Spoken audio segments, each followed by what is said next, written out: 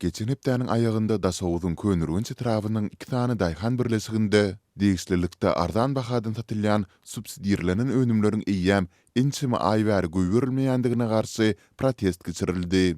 Bu barada ilkinji bolup habar beren Türkmenistan Kronikasy nesiriniň maglumatyna görä, nägilelik çäresinde 100den hem aşy ýaşaýjy gatnaşypdyr. Bu wakany tasdikletmäge basaran Azatlyň habarçysy protestçiler bilen sebite gelen polisiýanyň arasynda ýakylysyň bolandygyny, 15 töweregi adamyň hem saklanandygyny anyklady. 28 aprelde täze ýapdaýhan birleşiginiň häkimliginiň öňünde ýüze gola ýaşaýjy jemlenip, mart we aprel aýlarynyň hasabyna berilmedik azyk paýlarynyň satywy çykarylmagyny talap etdiler diýip Türkmenistanyň Kronikasy 3-nji maýda habar berdi. Maglumata görä yerli ilat beýlik sebitleriniň ýaşaýjylaryna paýok paýlarynyň eýýän berilendigini aýdyp, özleriniň hem aly tutulýandygyna nägile bolupdyr. Yerli häkimetler toplanan märekany kösüstürip bilmeýändir, netijede ýagdaýlar has tartylanyp başlapdyr. Mundan 2 saat çemisi wagt soňra sebitiň zaman daýhan birleşiginde hem 180 töweregi ýaşaýjy jemlenip, ýokarky talaplary öňe sürüp, könürgünje barýan ýoly petikledi. Nesir yeňil we ýük uluglarynyň seýlede traktorlaryň köçäniň 2 tarapyny hem böwütländigini ýazýar. Etrap merkezinden gelen polisiýa işgärleri, sol sany ýol gözükçilik gullugy adamlary sebiti terk etmegi boýunça razy edip bilmeýändir. Biz çağlarymyzy iýmitlendirip bilmeýäris. Hususiýetçilerden uny satyn almagy pulumyz ýok. Gözüňde tutulan un we ýağ paýyny beriň diýip Türkmenistanyň Kronikasy protestçilaryň gyýgyryn şygarlaryna getirdi. Maglumat üçin aýdylsa, Türkmenistanda dowam edýän ýeti ykdysady krizisiň arasynda raýatlaryň gurpdan düşmegi bilen döwlet dukanlarynda un we ösümlik ýagy ýaly esasy iýmit önümleri azyk paýlary hukmunda arzan bahadan kesitli meşgurlerde raýatlary hödürlenýär.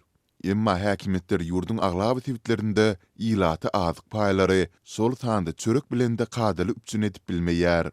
Zaman daýhan birleşigindäki protest çäresine gelen kanun goraýjy işgärleriniň sany 30-a golaýlandy. Olar adamlary köçeden güýç bilen çykarjak boldular. Netijede protestçiler bilen polisiýanyň arasynda çaknaşyk ýüze çykdy.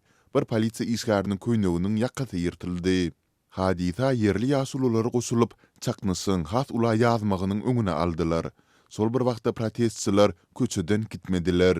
Mundan soňra sebite könürgünçden häkimiň orunbasary we ýene-de inçeme resmi gelip, bir näçe sagatyň dowamında uny we ýagy getirmegi söz berdiler. Emeldarlar täze ýapdaýhan birleşiginde hem bu wagdalaryny gaýtaladylar. Munyň netijesinde sebitiň döwlet dukanlarynda solun giýje sagat 23-den daňdan 4 çeline mart we aprel aýlarynyň paýoklary satyldy. Resmiler şu aýyň azyk paýlarynyň hem 10-njy maýda satywy çykaryljakdygyny aýtdylar. Bu maglumat garaşsyz nesirde çykanyndan soňra Azatlyň ýurduň içindäki habarçylary sebitdäki çeşmelerine bu hadisany tasdikletmäge başardylar. Habarçymyzyň 4-nji maýda beren maglumatyna görä, kanun goraýjy gulluklaryň işgärleri bilen ýakalaşykda 3 polisiýa işgärine şikayet etipdir. Şeýlede 15 töweregi protestçi saklanypdyr. Olaryň soňky ykbaly nämälim bolmagynda galýar. Döwletiň bir gözükçüligindäki media ýurduň Demirazık welaýatyndaky soňky protest çäresi barada adatça bolşýaly dymýar. Sebitiň häkimlikleri hem Azatlyň bu baradaky soraklaryny jogapsyz goýýarlar. Sol bir wagtda soňky aýlar ýurduň durly künjeklerinde azyk paýlarynyň gizikdirilmegi ýa-hut satywdan aýrylmagy bilen bagly ilatyň nägilelikli çäreleri köpelýär.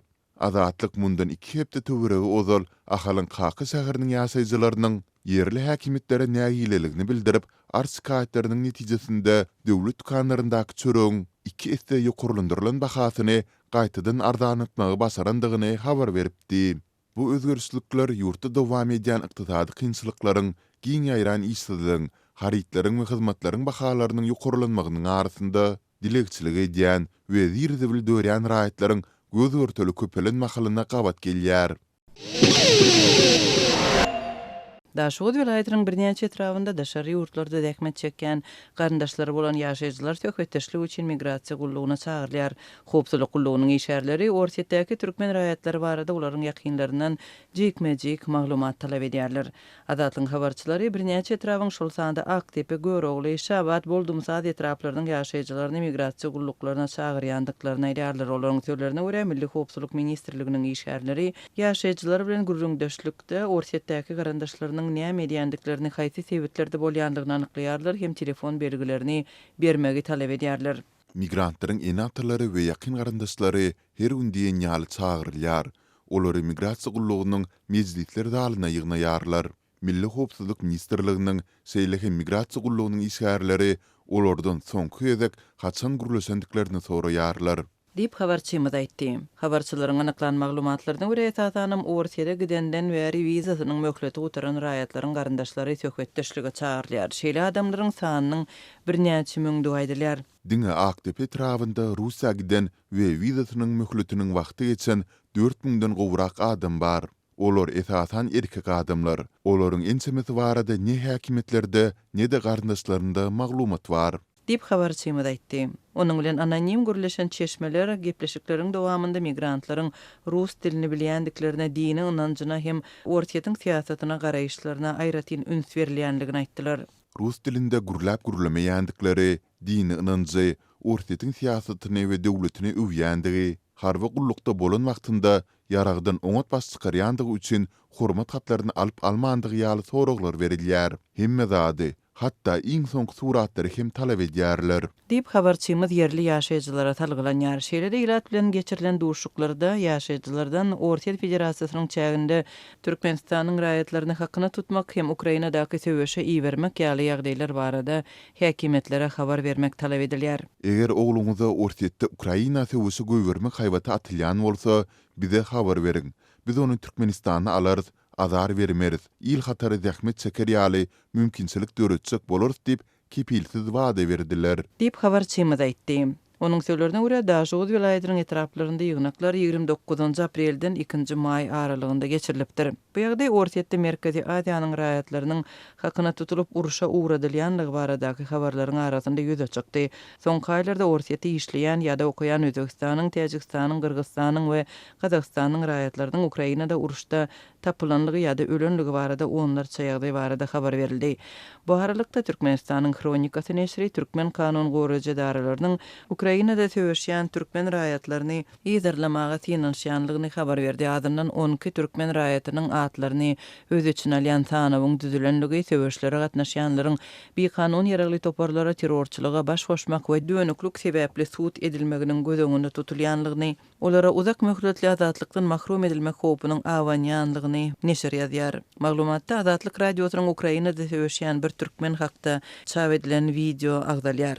Aprel aýynyň ortalarynda Azatlyk radiosy Türkmenistanyň raýatynyň Ukrain ýaragly güýçleriniň hatarynda söwüşýänligi barada maglumat çap etdi. Bu aralykda Türkmen hökümetiniň Ortiýadan Ukrainadaky agressiýasy barada resmi pozisiýasy nämälim galýar. Türkmen häkimetleri Ortiýadan Ukrainada başlanan esasy söwüşi barada garaýyşyny ma'lum etmeýär. Bir ýyldan gowrak döwrüň dowamında Türkmenistan bilen Ortiýadan arasynda gatnaşyklaryň öňküsünden hem ýygjamlaşanlygy gözeýilýär. Özara saparlar we sowdanyň muktary ýokurlandy. Aprel aýynda Ortiýatyň Türkmenistandaky elçisi Moskwanyň türkmen raýatlary üçin wizany ýatyrmaga taýýardygyny ma'lum etdi.